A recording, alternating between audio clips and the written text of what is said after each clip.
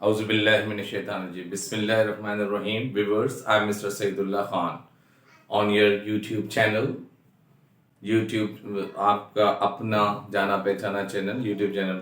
आज मैं आपके सामने जो एक टॉपिक लेकर आया हूँ वो है पार्सिंग। एक ऐसा टॉपिक जिसके बारे में मैंने YouTube पर भी बहुत देखा, लेकिन बहुत कम लोग हैं, बल्कि ना होने के बराबर, जो इस पार्सिंग के लफ्ज से यानी मीन्स हम कह सकते हैं कि आशना है या उन्हें पता नहीं है पार्सिंग क्या चीज़ होती है इंग्लिश ग्रामर में। बेटे ये मोस्ट इम्पोर्टेंट थिंग होती है। अक्सर हमारे बच्चों को ये पार्सिंग नहीं कराई जाती। पार्सिंग अभी बताऊंगा है क्या चीज़।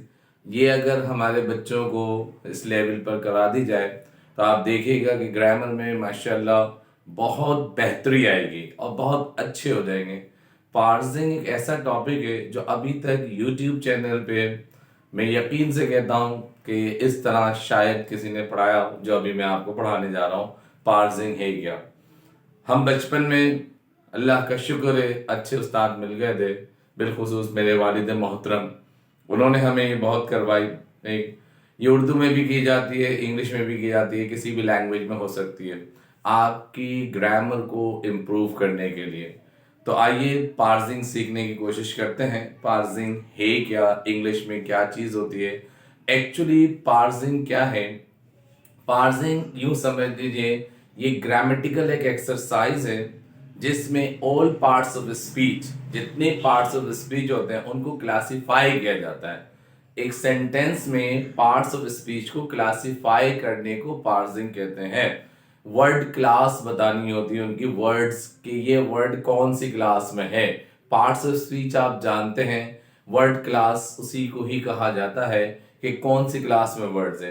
पार्ट्स ऑफ स्पीच को आइडेंटिफाई करना इन अ वन सेंटेंस और in many sentences, that is called parsing. वो हमारे यहाँ पार्सिंग होता है। हर एक का अपना अपना अंदाज होता है सिखाने का। मैं कोशिश करूंगा कि एक अपने अंदाज में आपको सिखाऊं। उम्मीद है इंशाल्लाह समझ आएगा। जैसे सपोज एक सेंटेंस में लिखता हूं यहां पर, he O P E N E D, he open the door, he open the door. ये एक सेंटेंस है, ठीक है। अब ही ओपन द डोर एक सेंटेंस हमने यहां पे डिफाइन किया। अब पार्सिंग क्या होगी इसमें देखिएगा। पार्सिंग के कई दर्जे मींस हम ये कह सकते हैं पार्सिंग में कई तरीके हैं। हम पार्सिंग को किस कई मराहिल में, इसके स्टेजेस हैं, इसके मराहिल हैं, उसमें हम इसको जज करते हैं। सपोज सबसे पहला मरहला कि हम वर्ड क्लास करेंगे, ठीक है।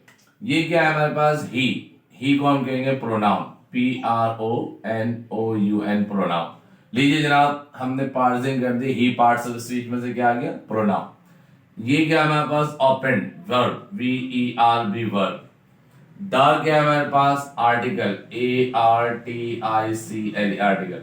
डोर क्या है, NOUN नाउन। ये देखिए अब पार्सिंग जब हमने की तो हमें पार्ट्स ऑफ स्पीच में ही पता चला कि ही जो है प्रोनाउन है, वर्ब जो है ओपन वर्ब है, द आर्टिकल है और डोर जो है वो हमारे पास नाउन है। तो अब इसमें याद रखिए ये जब ही की जा सकती है पार्सिंग जब आपको ऑल पार्ट्स ऑफ स्पीच पे कमांड हासिल हो, तब आप इसे कर सकते हैं। तो इसलिए तमाम पार्ट्स ऑफ स्पीच सिखाने के बाद फिर बच्चों से ये काम करवाने चाहिए।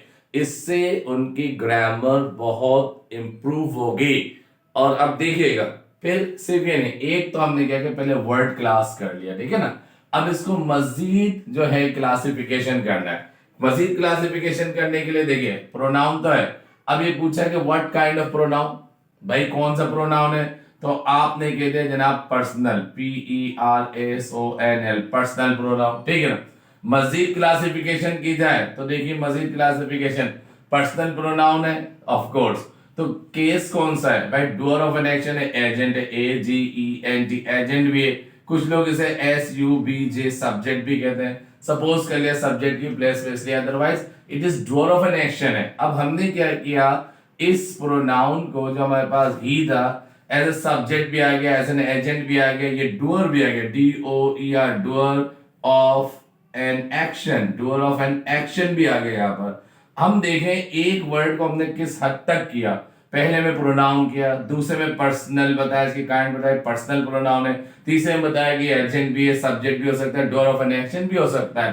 ठीक है, तो डूअर ऑफ एन एक्शन है क्योंकि ये एक्शन कर रहा है। अब एक लफ्ज को हमने किस हद तक लिया ये देख ली, ये हमारे क्या कहलाएगा, ये पार्सिंग है। ठीक है, अब हम आते हैं वर्ब पर। पहले हमने क्या किया था, इसको डिफाइन किया था, क्लासिफाई किया था, ओपन जो है वर्ब है। अब वर्ब है तो भाई ये कौन सी फॉर्म ऑफ द वर्ब है, तो हमने ले लिया भाई ये पास्ट फॉर्म है, PAST, past form, FORM, past form of the verb है।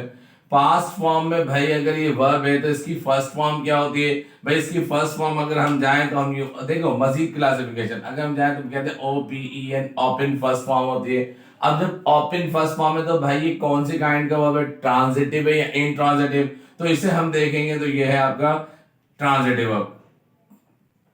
टीवी का मतलब ट्रांजिटिव वर्ब। अब हमने मजीद क्लासिफिकेशन कर दी कि ट्रांजिटिव वर्ब है भाई, रेगुलर वर्ब है या इरेगुलर वर्ब है, ये देखा जाएगा। जनाब ये रेगुलर वर्ब है, इरेगुलर वर्ब है। ठीक है, अब देखिए वर्ब पार्ट्स फॉर्म भी बता रही, ये भी बता रही ट्रांजिटिव है। अच्छा ट्रांजिटिव वर्ब क्या होता है, फिर हम देखेंगे ट्रांजिटिव वर्ब क्या होता है। भाई ट्रांजिटिव वर्ब मैं अपने एक लेक्चर में बता चुका हूं आपको, ट्रांजिटिव वर्ब वो होता है जिसको ऑब्जेक्ट की रिक्वायरमेंट होती है, मतलब जिसके लिए पॉसिबल हो कि उसमें ऑब्जेक्ट लग सकता है, वो ट्रांजिटिव वर्ब होता है। ठीक है, इन ट्रांजिटिव वर्ब में ऑब्जेक्ट रिक्वायर नहीं होता। और ऑब्जेक्ट क्या होता है ये भी मैंने अपने एक लेक्चर में बता दिया है, जो व्हाट और whom का आंसर है दैट इज कॉल्ड ऑब्जेक्ट। यहां तक समझ आ रही बात। अब देखो मजीद इसकी क्लासिफिकेशन करते जा रहे हैं। ठीक, अब हमने देखा कि जनाब ये ट्रांजिटिव वर्ब में आ गया। ठीक, वर्ब था, पास्ट फॉर्म थी, ट्रांजिटिव था, फर्स्ट फॉर्म क्या थी जनाब इसकी, ओपन थी। इस तरह हम बनाते जा रहे हैं। क्लियर हो रही है बात। आर्टिकल है, आर्टिकल्स को हम डिटरमाइनर्स भी कहते हैं, DETERMINERS, डिटरमाइनर्स। डिटरमाइनर्स में article a and the, as, much ये भी शामिल होते हैं आपके। ठीक है, तो इस डिटरमाइनर्स भी है। अब ये देखना है कि जो आर्टिकल्स ये कौन से काइंड का आर्टिकल्स है भाई, ये आपका आर्टिकल देखो एक वर्ड की कितनी हिस्ट्री बयान की जा रही है। ये हमारे पास जनाब definite article, DEFINIT, definite article आ गया, ARTICL, आर्टिकल, डेफिनेट आर्टिकल बता दिया हमने। ठीक, तो अब हम इस आर्टिकल को लेकर चले। ठीक, अब अगर हम देखते हैं कि आगे मजीद, तो भाई ये आर्टिकल एज एन एडजेक्टिव भी है। क्यों, क्योंकि ये डोर को मॉडिफाई कर रहा है भाई, तो ये आपका एडजेक्टिव भी, ADJECTIVE, एडजेक्टिव भी है। ठीक, अब हम आते हैं डोर, नाउन। तो भाई ये नाउन तो है डोर, ठीक है, किस कौन से काइंड का नाउन है भाई, ये हमारा कॉमन नाउन है, सबने लिखा COMMON, common noun. Common noun तो है, अब कौन सा, मटेरियल नाउन है, एब्स्ट्रैक्ट नाउन है, कॉन्क्रीट नाउन है। जनाब कॉन्क्रीट नाउन है, कॉन्क्रीट नाउन आ गया। जनाब कॉन्क्रीट नाउन में काउंटेबल है, अनकाउंटेबल है, जनाब COUNT, काउंटेबल है। देखो कितनी हम बाइफरकेशन करते जा रहे हैं, कितनी चीजें हमारे सामने आ रही एक ही में। अगर हम इस तरह अपने बच्चों को सिखाएं तो मुझे नहीं लगता कि इंशाल्लाह हमारे बच्चे ग्रामर में कमजोर हो जाएं। ठीक है, बल्कि इंप्रूव होगी इनकी ग्रामर, आप देखिए एक्सपर्ट हो जाएंगे। इस तरह सिखाएं ना अपने बच्चों को।